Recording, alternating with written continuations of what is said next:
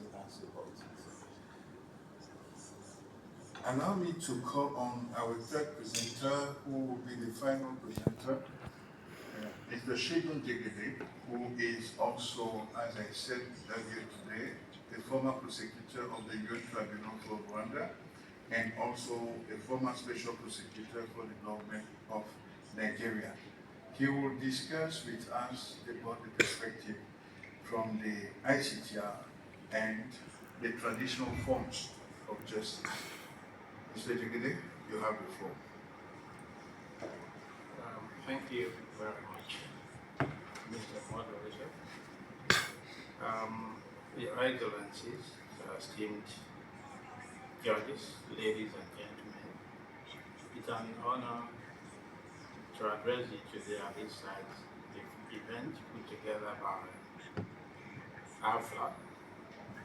I want to take this opportunity to thank the committee for dogged residence in ensuring that the cause of international criminal justice is pursued. And I'm sure that when the annals of the international criminal justice has been put together, she will be right there in front of the vanguards of international criminal justice. Thank you for inviting me to address you on the perspective from the International Criminal Tribunal for Rwanda and traditional forms of justice.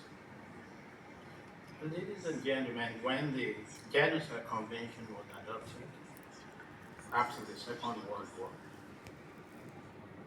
the clear aim was to ensure that the unprecedented loss of lives in Germany would never take the world by surprise again.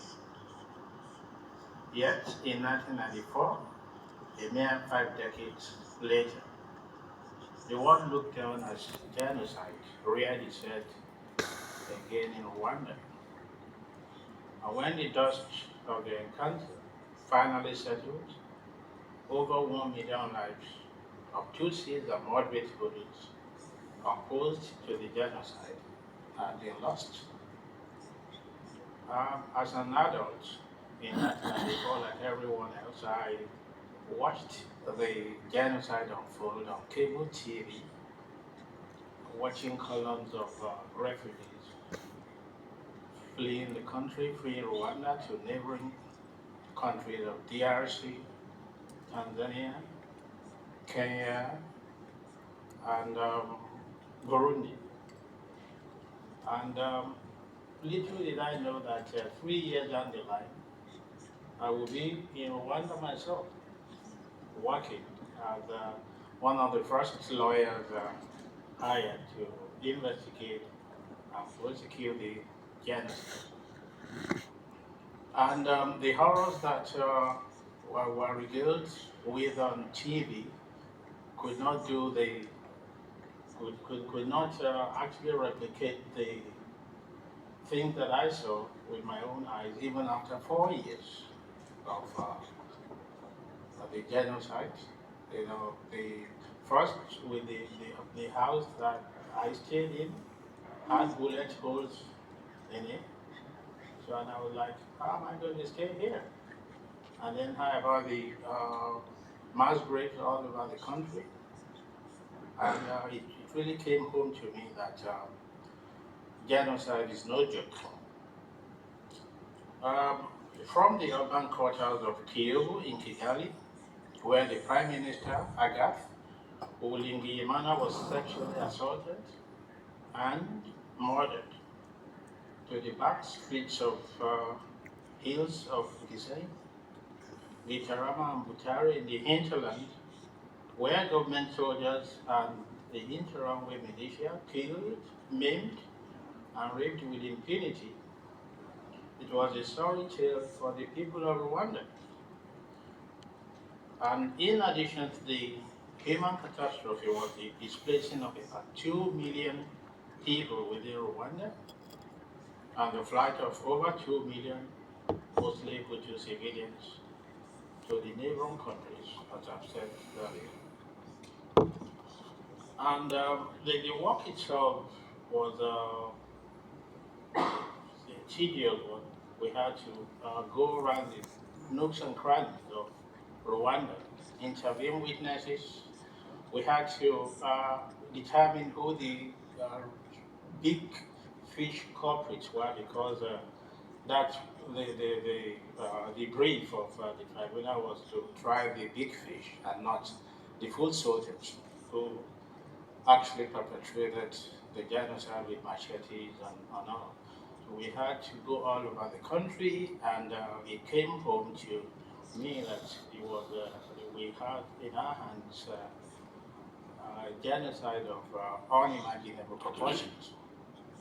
And at the end of the day, after the investigations were concluded, the trial started we had to move to Arusha, where Rodan was always already stationed, trying to organize things. So we had to move to Rwanda, to Arusha. And because of the nature of the crimes in the statute of the International Criminal Tribunal for Rwanda, genocide, crimes against humanity, and war crimes. Genocide especially was a novel crime, even though we have it in the Genocide Convention. There was there's virtually no jurisprudence on it. So it was just the statute and the judges, so they had to craft the jurisprudence from scratch, so with no precedents, and so relying on guts, and then the lawyers as well. So the tribunal had to plod them, and eventually, in the case of Akayesu, which was a landmark case, the tribunal was able to establish a jurisprudence in the first ever conviction for genocide by an international court.